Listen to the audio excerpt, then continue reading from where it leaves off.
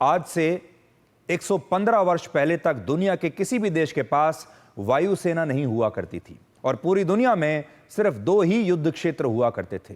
इनमें एक युद्ध जमीन पर लड़ा जाता था जिसके लिए थल सेना होती थी और दूसरा युद्ध समुद्र में लड़ा जाता था जिसके लिए नौसेना होती है और वायुसेना किसी भी देश के पास नहीं थी। पहले विश्व युद्ध के दौरान जब हवा में भी युद्ध लड़ा गया तो दुनिया में वायुसेना का कॉन्सेप्ट आया पहली बार और पहली बार ब्रिटेन ने रॉयल एयरफोर्स की स्थापना की और तब से लेकर आज तक हर देश के पास अपनी एक वायुसेना है और अब जमीन और समुद्र के साथ साथ हवा में भी युद्ध लड़ा जाता है और आपने भी ऐसे बहुत सारे युद्ध देखे होंगे।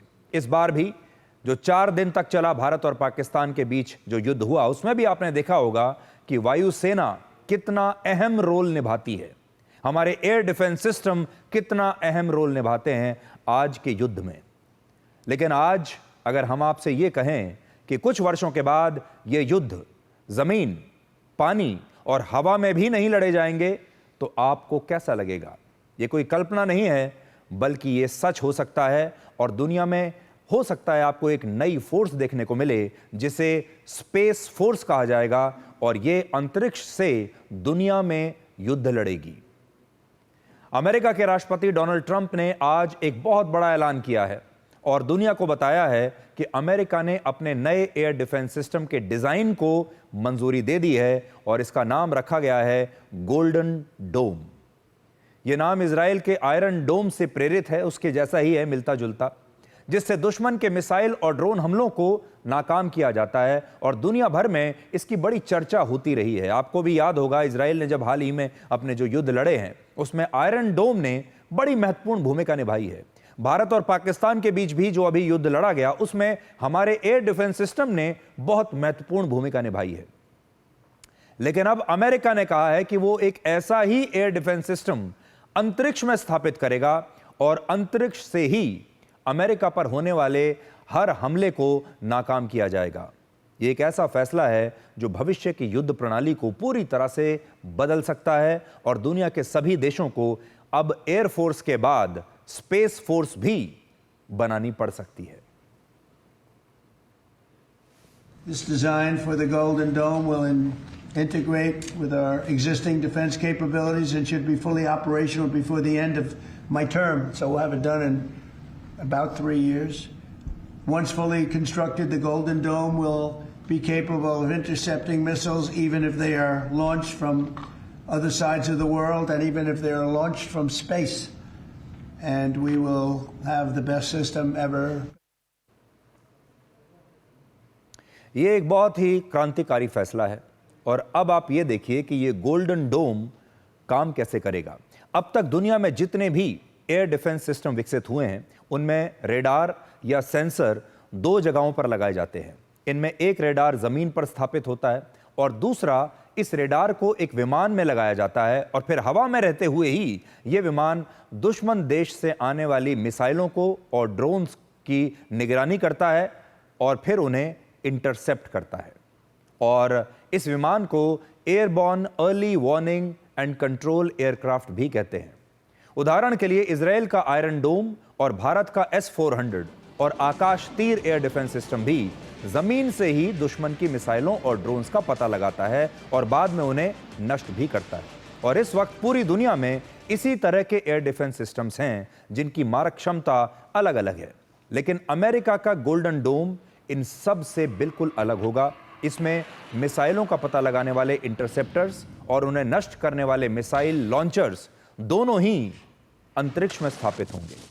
उदाहरण के लिए मान लीजिए कि अगर भविष्य में चीन अमेरिका पर कोई मिसाइल हमला करता है तो अंतरिक्ष से अमेरिका का गोल्डन डोम इसका पता लगा लेगा और अंतरिक्ष से ही मिसाइल दागकर इस हमले को नाकाम भी कर देगा। राष्ट्रपति ट्रंप का कहना है कि दुनिया के किसी भी कोने से अमेरिका पर मिसाइल दागी जाती है अगर, तो गोल्डन डोम उस मिसाइल को नष्ट करने में सक्षम होगा और यह अंतरिक्ष से हुए हमलों को भी आसानी से रोक सकेगा। यहां पर 2 और बड़ी बातें महत्वपूर्ण हैं।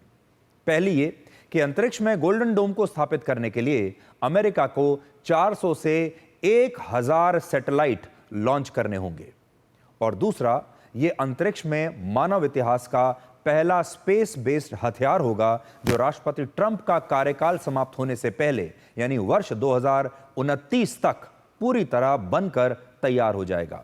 और अमेरिका का ऐसा कहना है कि वो अंतरिक्ष में इस एयर डिफेंस सिस्टम से हाई एनर्जी लेजर वेपन्स का इस्तेमाल करेगा, जिसमें काफी शक्तिशाली लेजर बीम होंगी, मिसाइल्स और ड्रोन्स होंगे जो किसी भी मिसाइल और ड्रोन को नष्ट कर सकेंगे। ये जो लेजर बीम है ये बहुत शक्तिशाली होगी। अमेरिका की एरोस्पेस कंपनी लॉकहीड मार्टिन ने इसका एक प्रतीकात्मक वीडियो भी जारी किया है, जिसमें यह दिखाया गया है कि गोल्डन डोम कैसे अंतरिक्ष से अमेरिका की रक्षा करेगा। Interceptor onboard targeting active. Multiple objects detected. Target assignment initiated. Verified. All target objects assigned. Intercept in 3, 2, 1. Watchtower, this is Looking Glass. System has confirmed intercept. We confirm. All target objects eliminated. Moving to status green. तो राष्ट्रपति Trump ने कहा है कि इस golden डोम की कीमत लगभग 15 लाख करोड़ रुपए के आसपास होगी। हालांकि ये अभी सिर्फ एक अनुमान है और अमेरिका का कांग्रेशनल बजट ऑफिस ये कह चुका है कि एक गोल्डन डोम पर 70 लाख करोड़ रुपए तक भी खर्च हो सकते हैं। और यह पैसा इतना ज्यादा है कि दुनिया में इस समय सिर्फ 20 देश ही ऐसे हैं जिनकी पूरी अर्थव्यवस्था 70 लाख करोड़ रुपए या उससे ज्यादा की है। अंतर्राष्ट्रीय न्यूज एजेंसी रॉयटर्स का यह अनुमान है कि इस गोल्डन डोम को विकसित करने का काम मशहूर उद्योगपति इलॉन मस्क की कंपनी स्पेस एक्स को दिया जा सकता है, जिसका पूर्व राष्ट्रपति जो बाइडेन की डेमोक्रेटिक पार्टी के कुछ नेता अभी विरोध भी कर रहे हैं। यानी एक बड़ी चुनौती यह है कि गोल्डन डोम का जो कॉन्सेप्ट है ये बहुत अच्छा है, लेकिन इसे बनाएगा कौन, इसे विकसित कौन करेगा? क्या अमेरिका के पास कोई अपनी ऐसी एजेंसी है? तो हो सकता है कि यह काम इलॉन मस्क को दे दिया जाए।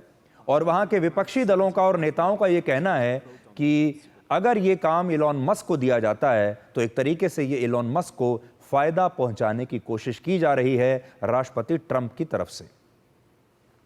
अंतरिक्ष में एयर डिफेंस सिस्टम बनाने का पहला आइडिया आज से 42 वर्ष पहले आया था, जब वर्ष 1983 में अमेरिका के तत्कालीन राष्ट्रपति रोनाल्ड रेगन ने इसे बनाने की इच्छा जताई थी और इसका नाम उन्होंने रखा था स्टार वॉर्स। इस नाम से एक फिल्म भी आई थी, आपको याद होगा, बड़ी मशहूर हुई थी। उस समय सीमित टेक्नोलॉजी और सीमित बजट के कारण, बजट की कमी होने के कारण अमेरिका इस गोल्डन डोम को नहीं बना पाया था। लेकिन अब उसने 3 साल के अंदर अंदर ही इस लक्ष्य को हासिल करने की बात कही है। यहां पर समझने वाली बात यह है कि अमेरिका के दोनों तरफ समुद्र है और अमेरिकी महाद्वीप के सभी देशों के साथ उसके बड़े अच्छे संबंध हैं और ये देश कभी भी उससे सीधी टक्कर लेने की कोशिश नहीं करते। यानी अमेरिका को अपने किसी भी पड़ोसी से किसी भी हमले की कोई आशंका है ही नहीं। जैसे हमारे यहां तो हम दुश्मन देशों से घिरे हुए हैं, कहीं से भी हमला हो सकता है। इजराइल भी अपने दुश्मन देशों से घिरा हुआ है, लेकिन अमेरिका के साथ ऐसा नहीं है। अमेरिका पर हमला करना बहुत मुश्किल है क्योंकि दोनों तरफ समुद्र है और आसपास भी जो सारे देश हैं उनके साथ उनके दोस्ताना संबंध है।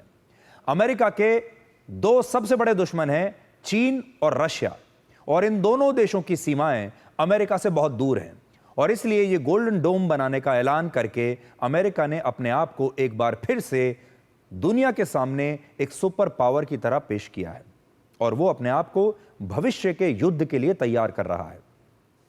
अगर अमेरिका इस गोल्डन डोम को बनाने में कामयाब हो जाता है तो फिर चीन, रशिया और भारत जैसे देश भी अंतरिक्ष में अपना एयर डिफेंस सिस्टम स्थापित करने की कोशिश जरूर करेंगे और इससे अंतरिक्ष में हजारों सैटेलाइट्स की संख्या बढ़ सकती है।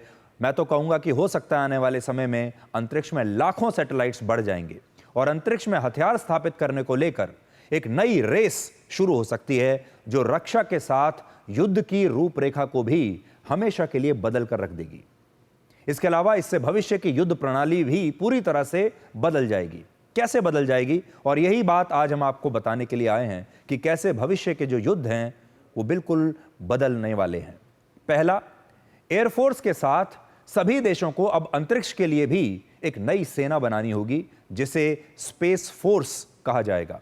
अमेरिका और चीन इसकी शुरुआत कर चुके हैं और इन दोनों ही देशों के पास अपनी अपनी स्पेस फोर्स है।